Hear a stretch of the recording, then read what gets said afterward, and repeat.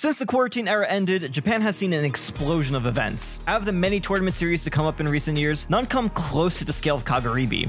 Held in Kanto, Kagaribi 11 had nearly 1,500 entrants and almost 3,000 total attendees from about every region in the country. As far as premieres go, this one was unique. After their players won nearly half the international majors they attended in 2022 and kept up a trend of incredible performances in 2023, Japan can hold their own super majors without the need of Europe or North America. All eyes were on Japan's biggest event of the year, with returning hopefuls like Etsuji and Proto-Bonham vying for the crown, and Japan's Smashmade generation seeking to sweep the board. The stakes were high. How did it all shake out? I'm EazyFreezie, part of the LumiRank team, and I'm back again to break down the results of one of the biggest tournaments this year. Let's get started. Day 1 cut the crop of 1,472 players to just 192, and did so pretty quietly. You had some upsets. Tet managed to show off some of Pitt's strengths and beat Neo. Claw, Japan's best Mii gunner, beat Umeki, and Uwame would start a successful tournament off with an upset over Vizeyasu. But most of the big names were left to fight it out in winter side.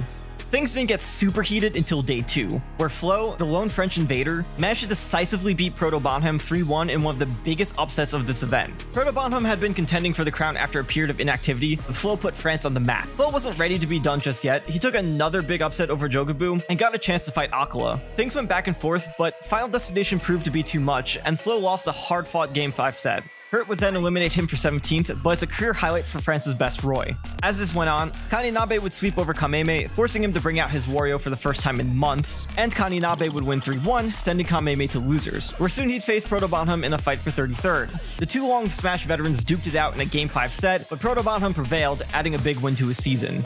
After Kaninabe beat Kameme, the sky seemed to be the limit. He ran over AIM and was set to face Shuton for winner's side top 8. Shuton was hardly inexperienced in the matchup and had beaten Light at crown to 3rd this year already. However, despite a 3-stock in Game 2 from Shuton, Kaninabe would roll him over 3-1 in a big upset that put Kaninabe in contention for Japan's best Fox and another case of Kansai, the heart of West Japan, overcoming Kanto. In the same bracket, a storm brewed.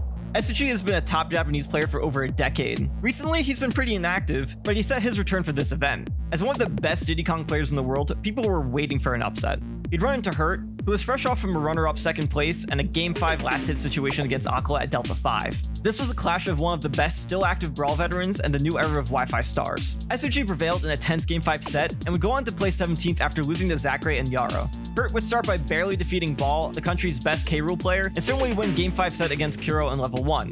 He managed to swiftly defeat Flo, Yara, and Shuton to place top 8 at his 2nd consecutive Super Major, solidifying him as the best Snake in Japan and one of 2023's fastest rising stars. Acola, having avoided a massive upset, still had to get through zackray. While zackray has become a pit main, we got to see the return of both his Joker and Rob in the lead up to Winter's Quarters. After close calls against Brood and top Wi-Fi Byleth Reno, zackray would shred through Dio with Dark Pit and defeat Etsuji 3-0 with his Joker. Whatever weakness Acola showed against Flo didn't materialize. He 3-stocked Zackray's pit, and while Zackray's Joker put up more of a fight, it would still end in a 3-0 that put Acola in winner's side's top 8.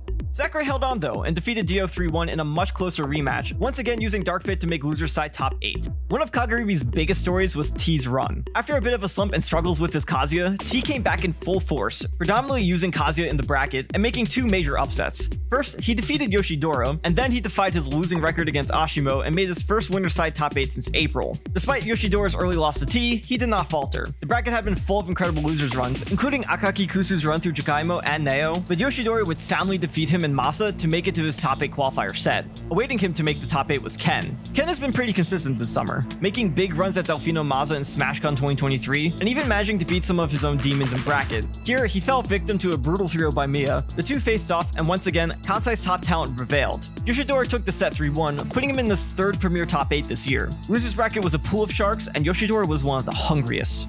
Asimo slid through the bracket pretty quietly. He's historically been a volatile player, capable of defeating players like Acola, but he sometimes takes early bracket losses that fail to convert into deep bracket runs. His winner side run ended against T, but his opponent to make top 8 was going to be a tough one.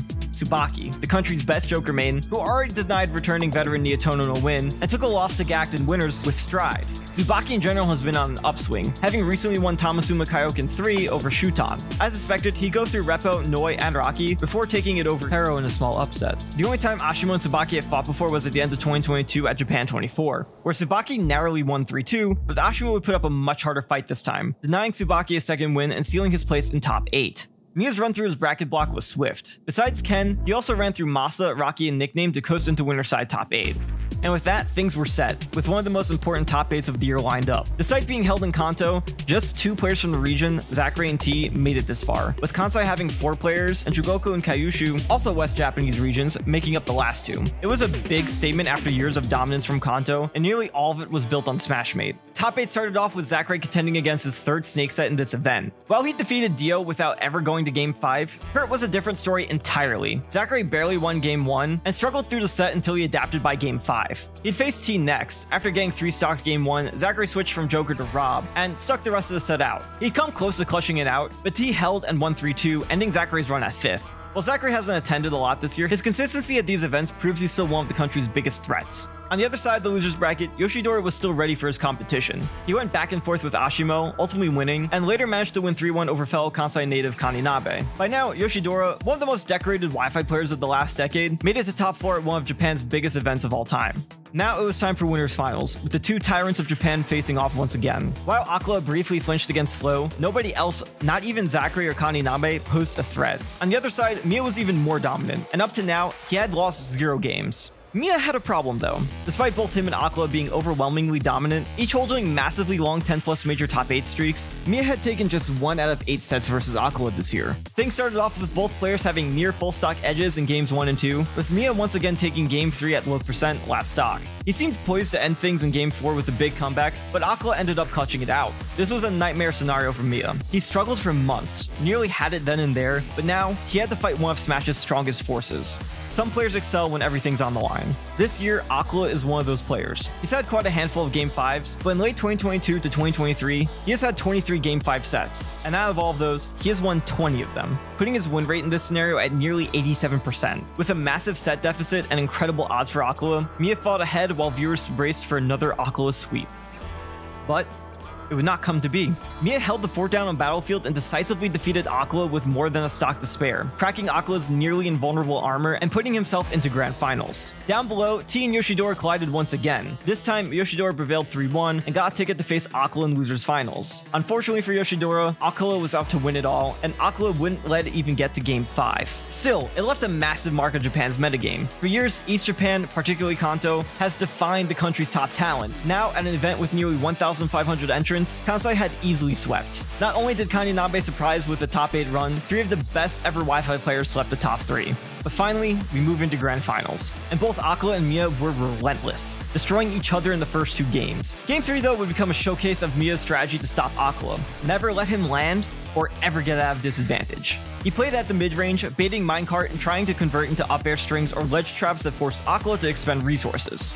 As powerful as he was with Diamond, it meant nothing if he wasn't able to land and use it. Despite a slow crawlback in Game 3, Miya kept up the pressure and won. Acola typically fights back, and would be exhausting if Miya had to take another Game 5 scenario and risk having to do things over in a reset. But this time, Miya stayed calm and collected and did not falter, repeating his suffocating advantage state to deny Acola a 5th game, taking the set and Kagaribi 11.